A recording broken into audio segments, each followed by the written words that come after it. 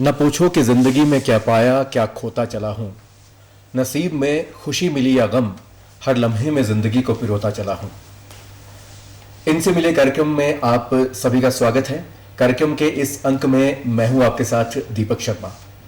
अपनी जिंदगी के खट्टे मीठे अनुभवों को साझा करने के लिए आज हमारे साथ स्टूडियोज में उपस्थित है शिक्षा विभाग से सेवानिवृत्त जिला उप शिक्षा अधिकारी व समाज सेवक श्री करतार सिंह चौहान जी।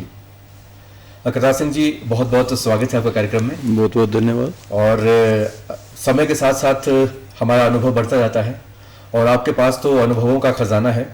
हमारे लिए बड़ी खुशी की बात है कि आज आप अपने अनुभवों को हमारे साथ साझा कर रहे हैं और इस उम्मीद से कि आज इस कार्यक्रम में हमें आपके सभी अनुभवों को, उतार चढ़ावों को सुनने को मिलेगा। आगे की बात हम करेंगे। सबसे पहले आप बताइए, आप अपने बारे में हमारे दर्शकों को बताइए। पहले तो आपका बहुत आभारी हूँ। मेरा सौभाग्य है कि इस ज़िंदगी के आखिरी पड़ाव में मुझे एक ऐसा मौका मिला जो इससे पहले मुझे नहीं मिला। मेरा नाम करतार सिंह चौहान है जी और मैं हमीरपुर ज़िला का रहने वाला हूँ। मेरे गांव का नाम लम्बलू है। मेरी एज 78 वर्ष प्लस है और मेरी जो पढ़ाई लिखाई पहले हाई स्कूल तक जो है तो हमीरपुर हाई स्कूल में, तब उस ज़माने में केवल एक ही गवर्नमेंट हाई स्कूल हमीरपुर में था और आसपास में और कोई एक डीएवी टोनी देवी में। तो आपकी शिक्षा दीक्षा आपके गांव के स्कूल से ही शुरू हुई थी? हाँ, वहीं से पहले मिडिल स्कूल बोनी था पास में, कोई 5 किलोमीटर, तो वहाँ से मिडिल तक किया और फिर 9th और 10th मैंने हमीरपुर से और 58-59 में मैंने वहाँ से मैट्रिक किया।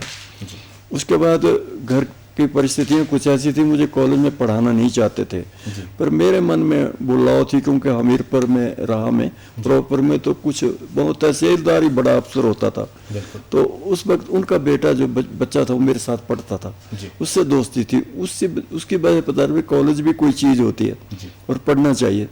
तो मेरे मन में आपको बचपन से ही शुरू हो गया? हाँ, तब थी, पर मेरे माता पिता मुझे भेजना नहीं चाहते थे क्योंकि उससे पहले मेरे एक भाई की डेथ हो गई अचानक ही। पहले भेजना चाहते थे, फिर नहीं भेजना चाहते थे। घर की परिस्थितियाँ बहुत अच्छी नहीं थी लेकिन वो अफोर्ड कर सकते। हमीरपुर भी कोई पढ़ता था, वहाँ नहीं, उस वक्त नहीं जाते थे लोग, पर मुझे इतना मिल जाता था कि मैं हमीरपुर पढ़ता था। तो फिर मैं कॉलेज में जाना चाहता था। जब मेरा रिजल्ट मैट्रिक का निकला तो जैसे ही सनद आई तो मैंने छुपा के रख ली और एक दिन ऐसा आया कि मैं चोरी घर से भाग गया और पैसे भी किसी रिश्तेदार से लिया मैंने 150 रुपये पढ़ाई के लिए। और मैंने सुना था कि गवर्नमेंट कॉलेज टांडा उड़मड़ का नाम, मेरा कोई रिश्तेदार वहाँ पर कोई नौकरी करता था, वो घर आया था, पर डांडा उड़मड़ मुझे पता नहीं था ये जगह कहाँ है। आप कभी नहीं गए थे? तो मैं सारी रात एटलस में देखता रहा कि कहाँ, आखिर वो मकेरिया की तरफ दसुआ के पास एक जगह टांडा उड़मड़ ट्रेन पे मिली। तो फिर देखा कहाँ से, पठानकोट से ट्रेन वहाँ जाती है। तो पठानकोट के लिए मैंने रानीताल तक वो ट्रेन थी, तो रानीताल के लिए मुझे जाना था कि भाई जो भागने की तैयारी कर रहा था। तो ऐसा हुआ कि सुबह में उठा तड़के और घर से भाग गया। तो हुआ ऐसे कि जैसे मैं पैदल जा रहा था हमीरपुर, तो रास्ते में एक ट्रक खड़ा था, उस तो कच्ची सड़कें होती थी, वो अनलोड हो रहा था। उस ड्राइवर के पास मैंने पूछा उससे कि उस ट्रक में बैठ गया हमीरपुर तक जाने के लिए, तो पीछे बैठा ट्रक में। जैसे उतर उसने, तू जा कहाँ रहा है? मैंने कहा भी मैं जाना चाहता हूँ रानीताल। कि क्यों? मैंने कहा मैंने कॉलेज में जाना है, टांडा उड़मड़ गवर्नमेंट कॉलेज में पढ़ने के लिए जाना है। उसने कहा तो तू रानीताल क्यों जा रहा है? तो तू होशियारपुर जाना और वहाँ से वो टांडा उड़मड़ के लिए, क्योंकि मैं जाता हूँ कनक मंडी से, वहाँ से अनाज लेके आता हूँ, तो तू बैठ यहीं मेरे इस ट्रक में। और मेरे पास किराया भी बच गया, 2.5 रुपये किराया लगता था, तो मैं होशियारपुर उसने पहुँचा दिया। उसने कहा यहाँ से 14 ने किराया लगेगा टांडा उड़मड़ का। तो कनक मंडी से मैं टांडा उड़मड़ पहुँच गया। संडे का दिन था और जैसे मैं पूछूँ कि यहाँ कॉलेज कहाँ है, तो एक सरदार जी मिले। मैंने कहा कॉलेज कहाँ है? कहता तेरे दीदे फटे ने, यानी तेरी आंखें फटी हैं क्या? वो सामने ही तो है। अच्छा जी। तो ऐसे मैं डर गया, मैं पहाड़ी था ना, तो पंजाब के लोग कुछ इस ढंग से बोलते हैं, जैसे डर से गया बच्चा। और मैं वो जो पैसे थे एक रजिस्टर में समेत डाली थी, उनको मैं बचा बचा कर, कहीं ऐसा ना हो कि कोई ऐसा ये सरदार देख के डर जाता था कि मेरे पैसे ना 150 रुपये निकाल ले। एक तरह से आपकी कमाई थी उस समय। जी। फिर ढूंढते ढूंढते चले, संडे का दिन था, तो मैं कॉलेज के पास तो गया। फिर मैं उनको ढूंढना चाहता, तो मेरे रिश्तेदार थे, तो कॉलेज में चौकीदार से पूछा कि ऐसे ही इस कॉलेज में वो जॉब करते हैं, कहते आगे चले जाओ गली में। और उसने इशारा किया आगे जाके, वहाँ पर वो बैठे होंगे, ताश खेलते हैं आज संडे वाले दिन, वहाँ बैठ के एक पीपल के पेड़ के नीचे। मैं तो गया, वहीं मिल गए। और वहाँ से फिर मेरा वो सफ़र शुरू हुआ, अपने घर ले गए मुझे। ऐसे मेरे मामा लगते थे दूर के रिश्ते तो से। वहाँ से आपकी फिर कॉलेज की पढ़ाई शुरू हो गई? वहाँ से शुरू हुई, और उनको ये नहीं बताया कि मैं भाग के आया हूँ जी। तो फिर 2 दिन में उन्होंने दाखिल करवा दिया मेरे। और मेरे पास कोई 10, 20, 30 रुपये फालतू बचे, तो रहने लगा। उन्होंने फिर कुछ के बाद भेजे, जाओ घर से अपना सामान ले आओ, बिस्तर वगैरह ले आओ। अब घर जाने का डर लग रहा था, तीसरे चौथे दिन लगवाया। तो डरते डरते जैसे घर पहुंचा, तो मेरे पिता पुलिस में रिपोर्ट दर्ज कराने जा रहे थे, क्योंकि माँ से ये बोल के गया था कि मैं बुआ के पास जा रहा हूँ। बुआ का घर जो था वो वहाँ से कोई 20 मील था। ऑन फुट जानते थे, ऑन फुट आते थे ये ऊना की तरफ। जी। तो उसने सोचा वहाँ है भाई, तो बाप ने सोचा चलो बुआ के पास चला गया, कोई बात नहीं, बिन बताए तड़के ही तो जाना पड़ेगा, गर्मियों के दिन, तो ठंड में चलेगा, धूप में चल नहीं सकता ज़्यादा। जी। अब हुआ क्या, वो तीसरे चौथे दिन बुआ आ गई ऐसे ही मिलने, घर पहुँच गई। हाँ वो पहुँच गई। तो उसने कहा कि वो कहाँ है, भी करतार कहाँ है। उसने कहा कौन करतार कहाँ, मेरे पास कहाँ, बोले तो तेरे पास गया है। तो वो हैरान हो गए कि हाय वो भाग गया, क्या हुआ। तो मैं जैसे पहुंच रहा हूँ, और वो मेरे बाप तैयार होके थाने में रिपोर्ट दर्ज कराने की, भाई कहाँ है बेटा, गुम हो गया। और जैसे मुझे उसको आया गुस्सा कि ये ऐसा, और वो पिटाई के लिए पीछा गया। मेरी दादी ने हाथ पकड़ा कि देखो हाथ मत तोड़, नहीं तो मैं तो डंडे से मारूं। अरे घर आ गया नहीं तो जी। कहते हैं कि अगर कुछ मन में कर गुजरने की इच्छा हो तो फिर पूरी कायनात आपको उस लक्ष्य को पाने से के लिए हेल्प करती है। जी। और आपका भी इसी तरह से रहा है, क्योंकि आप पढ़ाई करना चाहते थे, तो जैसे भी है आप कॉलेज तक पहुंच गए। कॉलेज के जो सफर आपका कैसा रहा? कॉलेज की अगर हम बात करें तो आपने कौन सी एक्टिविटीज में पार्टिसिपेट? कॉलेज का सफर ऐसा रहा सर कि मुझे 20 रुपये मेरे फादर से मिलते थे। जी। 20 रुपये मेरे एक मामा फौज में थे, उनको 40 रुपये मिलते थे अम्बाला में। जी। तो 20 मुझे दे देते थे वो। अब 40 रुपये में ऐसा था, 14 रुपये कॉलेज की फीस थी। जी। वैसे मैं साइंस पढ़ना चाहता था, तो 16.5 रुपये फीस देना पड़नी। अब 2.5 रुपये की वजह से मैंने आर्ट से पढ़ सका, मैं साइंस नहीं पढ़ी। समय के अनुसार जिस तरह की सिचुएशन थी उस तरह से आपने निभाया। जी। फिर मैंने मैथमेटिक्स रख लिया सब्जेक्ट, कम से कम प्योर आर्ट्स ना हो। तो मिलिट्री साइंस के साथ में फिलोसफी, हिंदी वगैरह ऐसे सब्जेक्ट्स रखे मैंने।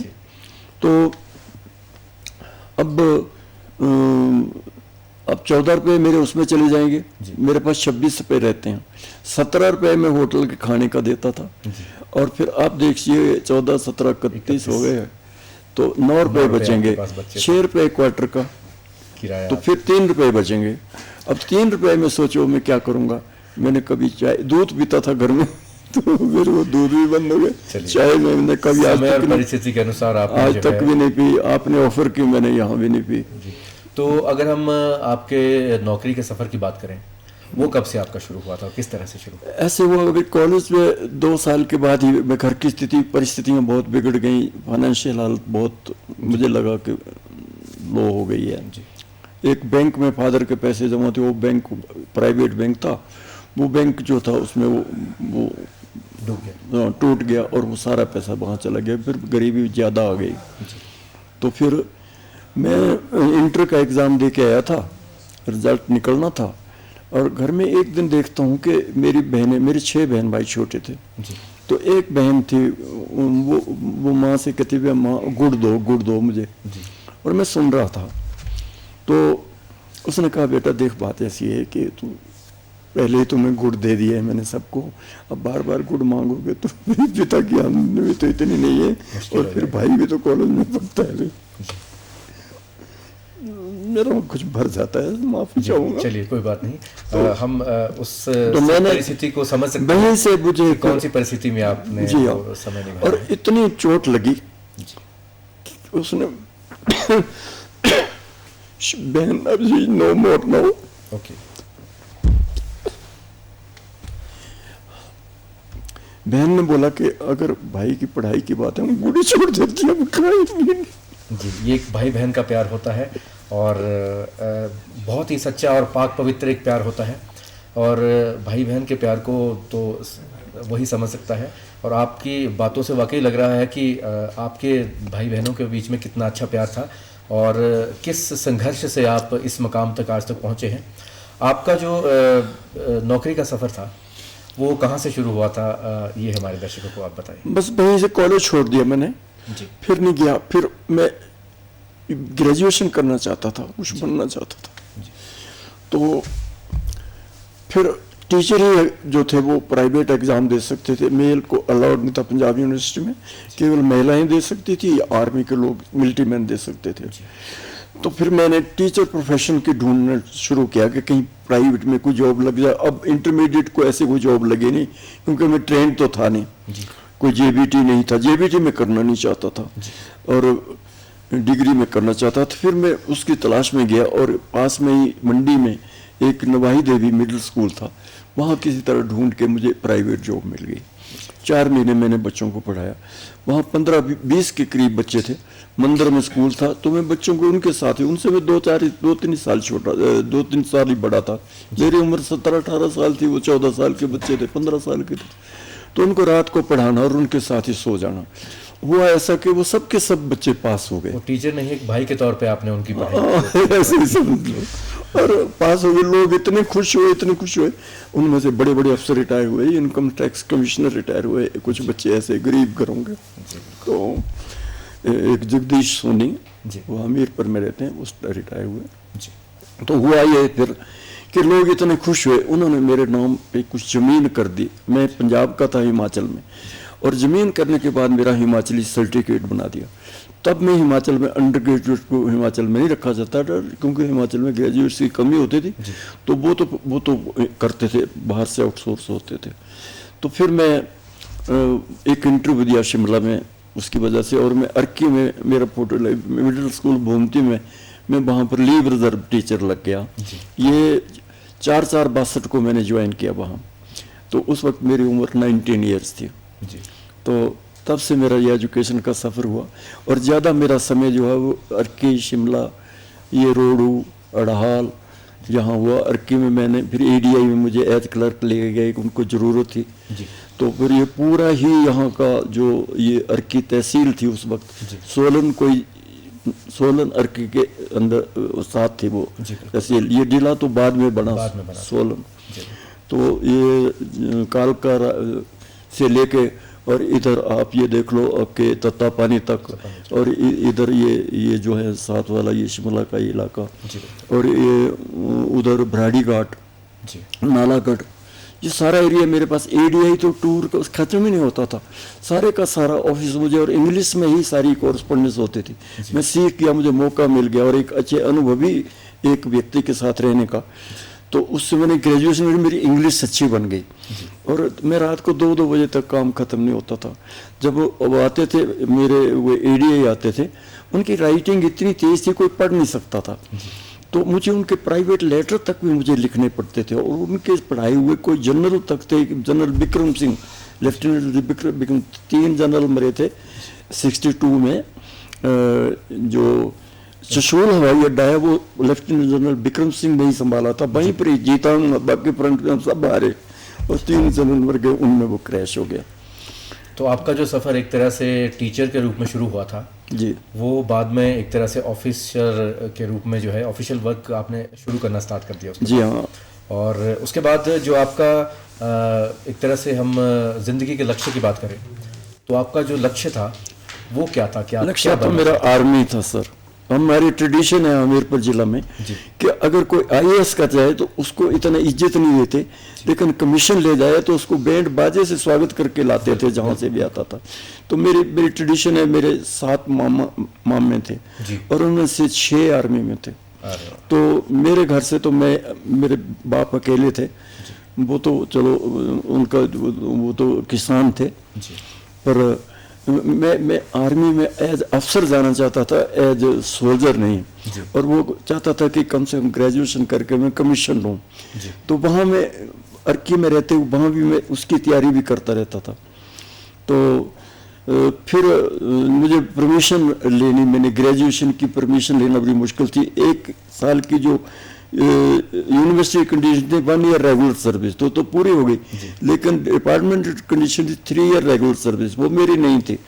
फिर मैं उसके लिए बहुत ही संघर्ष किया और आखिर जब विभाग ने मुझे परमिशन नहीं दी तो मैं जो चेयरमैन थे एचपीटीसी काउंसिल के उस ठाकुर करम सिंह मंडी से, मैं उन तक पहुंचा और उनको अपनी व्यथा कथा सुनाई कि मैं ग्रेजुएशन करना चाहता हूँ और ये डिपार्टमेंटल कंडीशन जो है वो 3 साल की है और मैं 3 साल इंतजार नहीं कर सकता।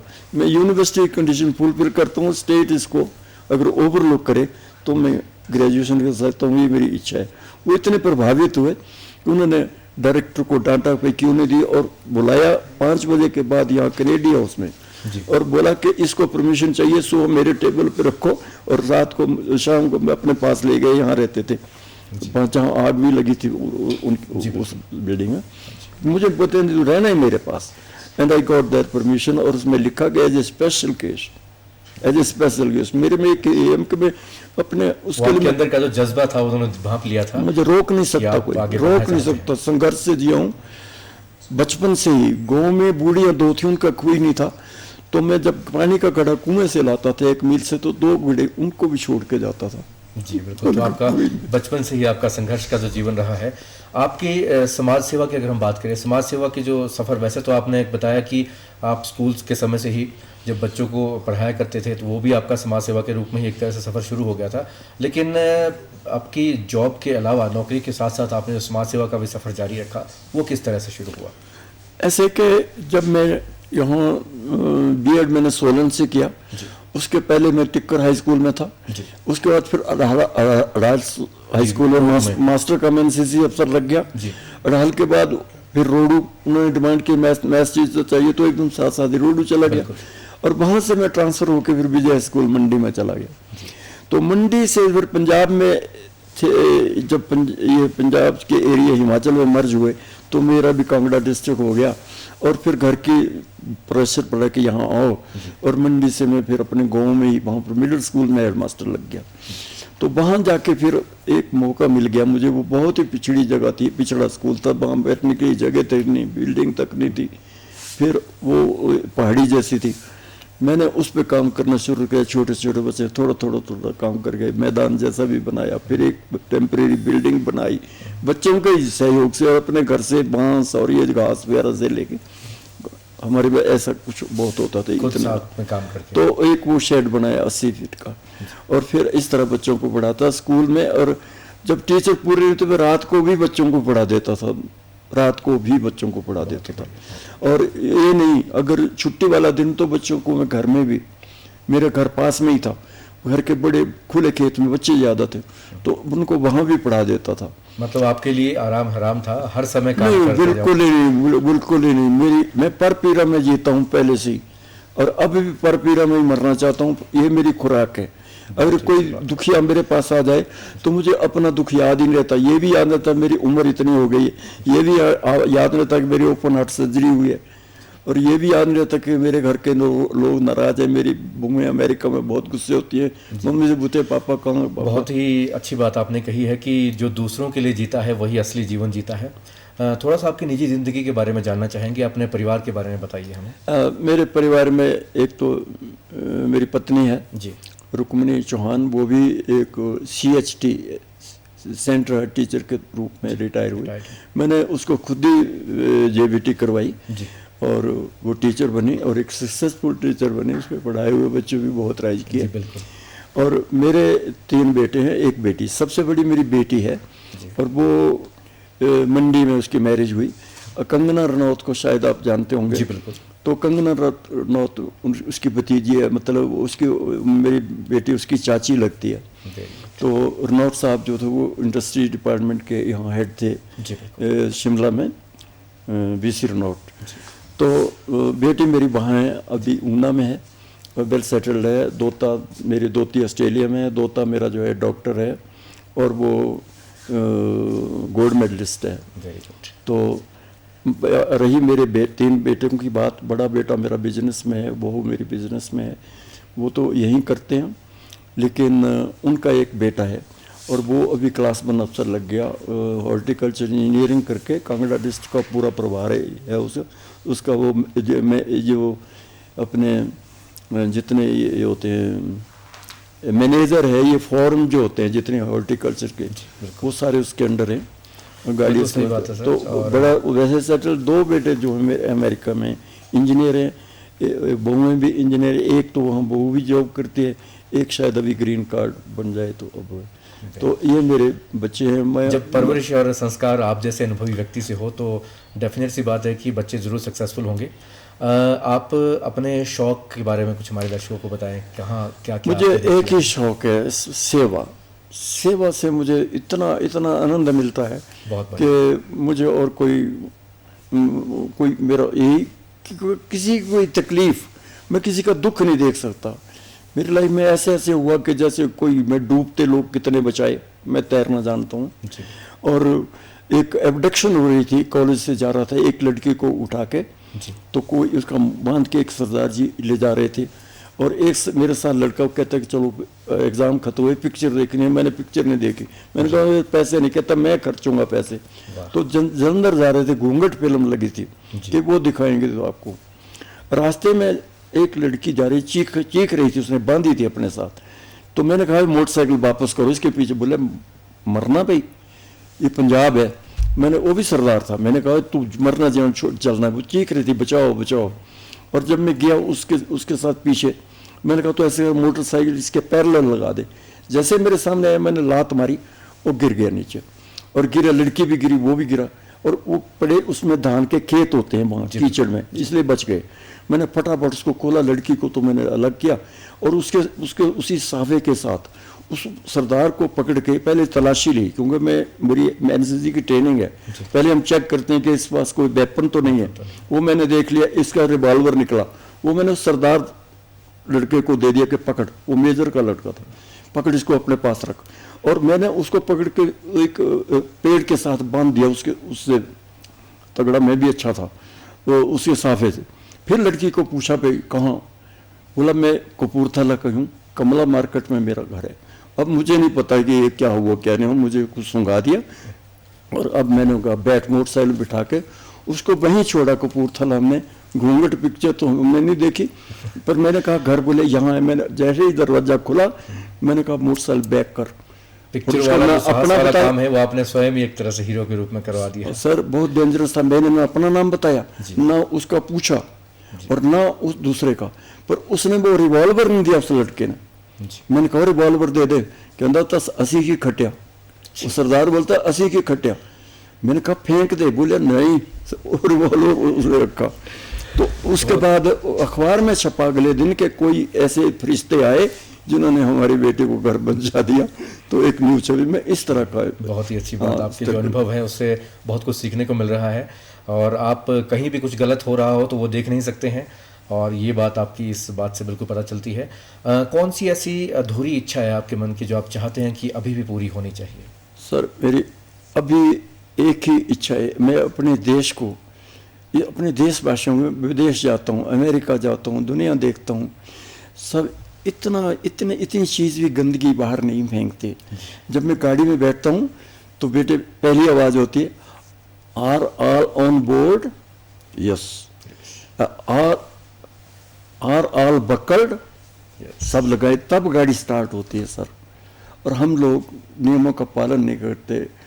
अगर सिगरेट पीते हैं, यहाँ फेंकते हैं, वहाँ फेंकते हैं, इतना गंदा करते हैं। वहाँ इतनी चीज़ नहीं कोई फेंकता है। सब कहते हैं अडॉप्ट, वहाँ लिखा था अडॉप्ट कोई ए स्ट्रीट, अडॉप्ट ए रोड, तो वो सुबह उठ के वहाँ सफाई करते हैं।